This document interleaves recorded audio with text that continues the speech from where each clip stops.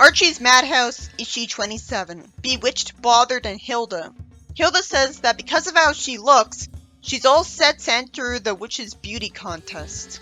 It's hard to look at the story though with how she's being drawn. She's flying on her broom on the way to it instead of simply teleporting right there.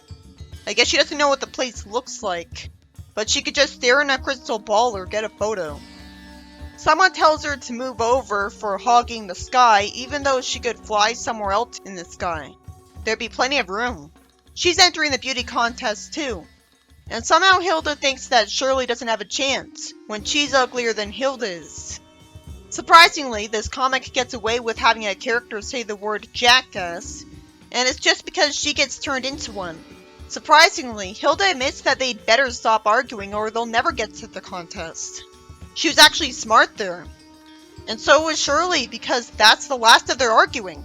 So they walk over to the beauty contest, and Shirley mentions the various prizes for winning, which must have taken some creativity to think up. The writer could have easily been lazy and just had it be a cash prize, or just a trophy and sash. The prizes are a week's vacation at a mountain, a scholarship to a witchcraft university, a course at a Medusa charm school, a stainless steel cauldron which a witch could simply zap up, and 1,000,000 black and blue trading stamps. Well, they couldn't zap them up if they didn't see them first, and that's a lot of them. And couldn't a witch warp to that mountain whenever? But I guess it's an all-expenses-paid vacation. Shirley says they've got a fair, unbiased judge, but then says they've got a new judge because the old one ran into a sore loser and looks like a frog now. You'd think that a witch would undo that spell on him, or multiple witches at once would've, if the spell was locked. He would still be a frog after a year. The police would have gotten involved. So the new judge is the magic mirror, loaned to them by Snow White's stepmother. I'm surprised they were allowed to say Snow White.